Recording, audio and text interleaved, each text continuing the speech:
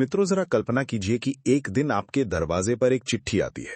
साधारण कागज पर लिखे केवल 3 शब्द, मृत्यु का निमंत्रण। अब सोचिए उस क्षण आप कैसा महसूस करेंगे। दिल धड़कना तेज हो जाएगा, सांसें उखड़ जाएंगी और अचानक सब कुछ बेमानी सा लगने लगेगा। ये विचार ही हमें भीतर तक हिला देता है। लेकिन यही तो वो सवाल है जिससे इंसान हमेशा भागता रहा है। हम सबको पता है कि एक दिन ये यात्रा खत्म होगी, फिर भी हम ऐसे जीते हैं मानो ये जीवन हमेशा चलता रहेगा। यही विरोधाभास हमें जीवन का सबसे बड़ा सबक देता है।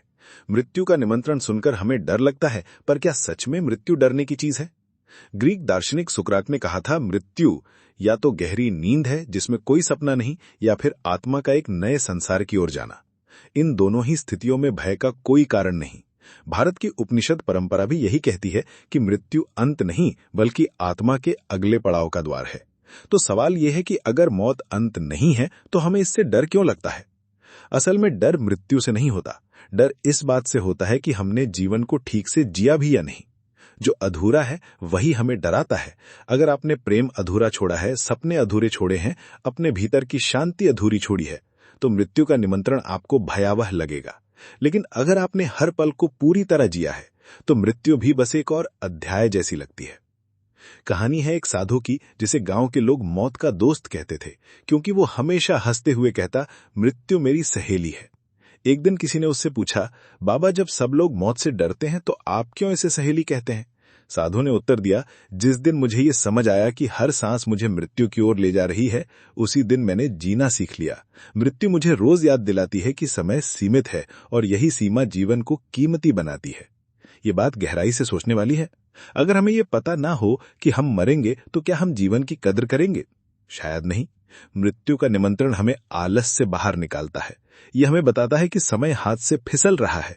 इसलिए अगर तुम्हें प्रेम करना है, अभी करो। अगर तुम्हें अपने माता पिता से कहना है कि तुम उन्हें प्यार करते हो, अभी कहो। अगर तुम्हें अपने सपने पूरे करने हैं, अभी शुरू करो। मृत्यु कल आ सकती है और कल का कोई भरोसा नहीं। बौद्ध दर्शन में एक बहुत गहरी साधना है, मृत्यु स्मरण। साधु हर दिन कुछ समय अपने मृत्यु की कल्पना करते हैं। वे सोचते हैं कि ये शरीर राख बन जाएगा, ये सांसें रुक जाएंगी और जो कुछ भी मैं मेरा कहता हूं वो सब यहीं रह जाएगा। ये सुनने में उदास लग सकता है, लेकिन सच्चाई ये है कि ये साधना जीवन को और ज्यादा अर्थपूर्ण बना देती है। जब आप सचमुच देखते हैं कि सब अस्थायी है, तभी आप वर्तमान को पूरे मन से जीना सीखते हैं। आप देखिए, जब किसी प्रियजन की मृत्यु होती है, तभी हमें जीवन की नश्वरता का एहसास होता है। तभी हमें समझ आता है कि ये समय लौटकर नहीं आएगा। मगर हम जल्दी ही भूल जाते हैं और फिर उसी भागदौड़ में फंस जाते हैं।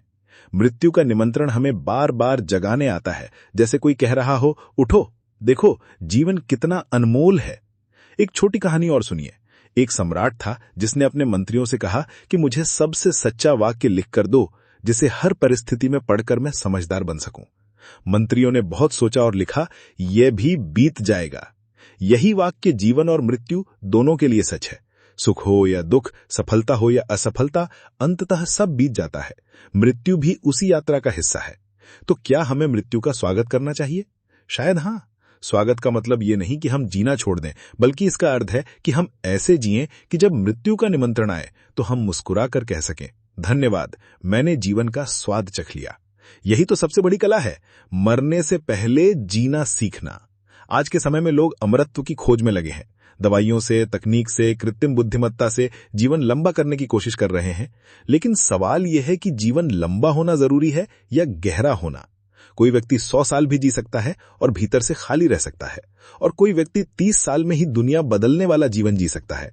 असल बात यह नहीं कि आप कितने साल जिए, असल बात यह है कि आपने हर पल में कितनी गहराई और अर्थ डाला। तो जब मृत्यु का निमंत्रण हमारे दरवाजे पर आएगा, तब हमारे पास 2 विकल्प होंगे। या तो हम डर कर कांपेंगे क्योंकि हमने जीवन को टाल मटोल में गंवा दिया, या फिर हम शांत होकर कहेंगे, मैंने अपना सफर पूरा किया। यही चुनाव आज से तय होता है, अभी से। मित्रों, मृत्यु का निमंत्रण केवल अंत की घोषणा नहीं है, बल्कि ये जीवन का सबसे बड़ा शिक्षक है।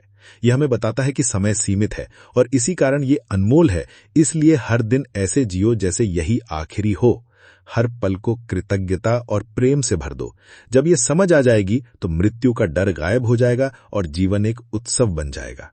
तो आज मैं आपसे यही प्रश्न छोड़कर जाता हूं कि अगर आपको कल मृत्यु का निमंत्रण मिले, तो क्या आप मुस्कुराकर उसका जवाब दे पाएंगे या आपको लगेगा कि बहुत कुछ अधूरा रह गया?